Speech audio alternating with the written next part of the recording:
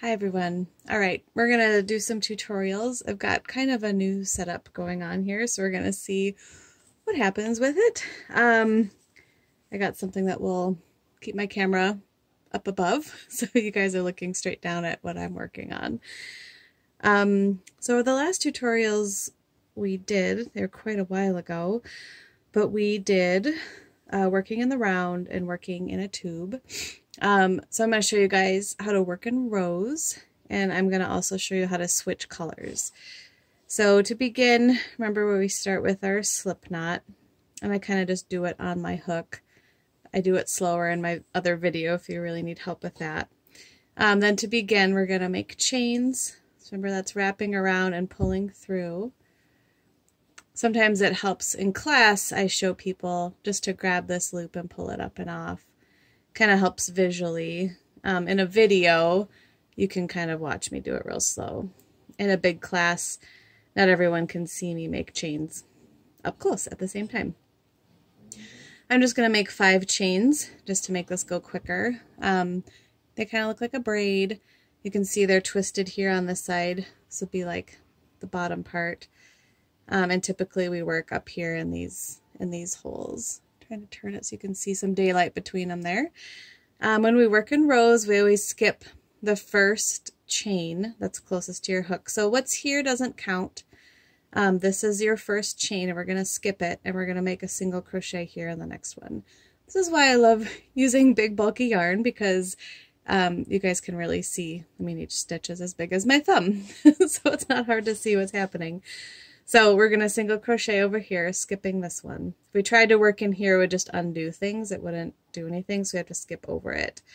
So single crochet in the second chain from your hook. That's typically what a pattern will say.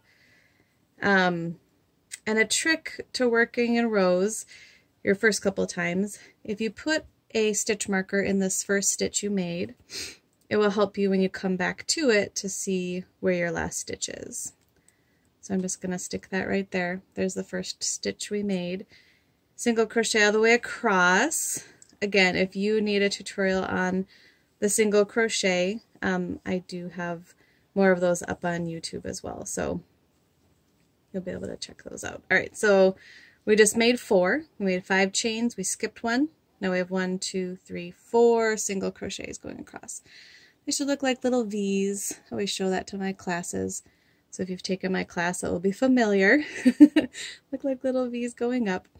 All right, now this is the last one we made on this row, so that's where we're going to work. We're going to make 1 chain. It's called a turning chain. Okay, I'm going to show you that. And then we're going to just flip it over, and we're going to go the other way. There's that stitch we just did. So here's the stitch right here that we want to work in. That's the last one we did. Flip it over. That's where we're going to make a single crochet. Typically you go under both loops unless a pattern says otherwise. You go under both of them. Okay, so we turned it. We did 1 single crochet right there. We have 1, 2, 3 more to go. So there's 2. Here's 3.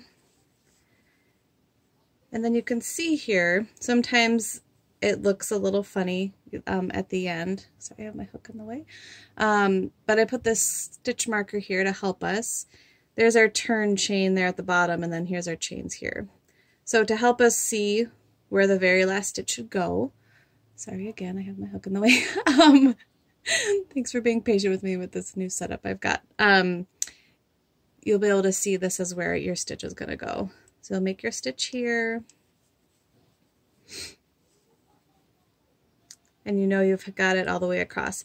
I mean, when you're working with, if you're going to make a scarf with this or something with only 4 stitches, you'll be able to tell really easily if you missed a stitch or added a stitch.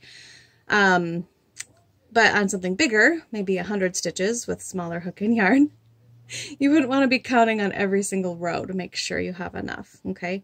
So that kind of helps you. It's a little trick just to keep track of the ends. So then again, you would, when we made this one on this side, you would have put a stitch marker there. When you turned and came back across, you would know that this is the last stitch you need to work in. So one more time, you're going to chain 1 when you get to the end of your row, and then you just take this and flip it over, okay? So here's where we want to work, flip it over, and there's where we're going to work again, okay?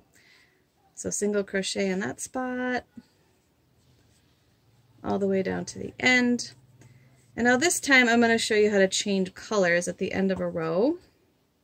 Need a little more yarn, sorry.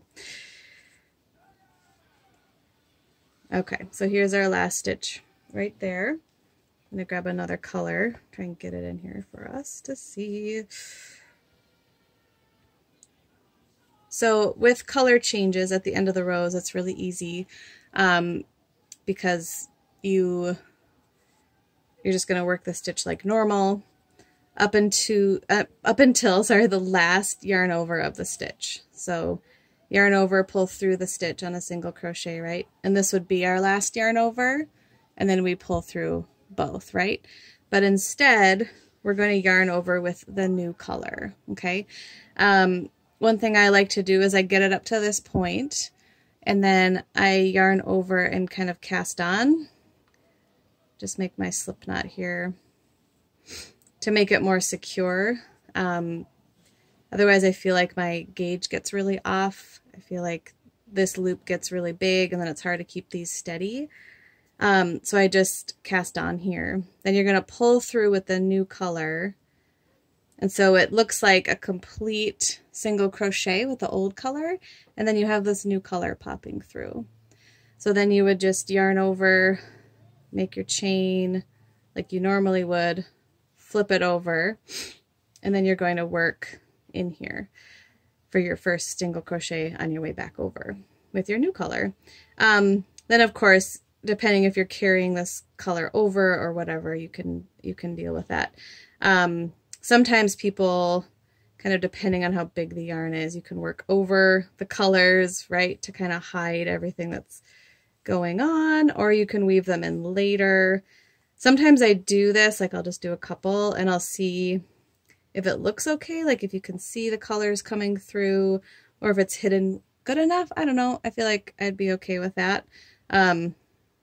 This got a little loopy right there because I didn't pull it tight enough when I was working it. See if I can pull it in. Sometimes it helps. There we go.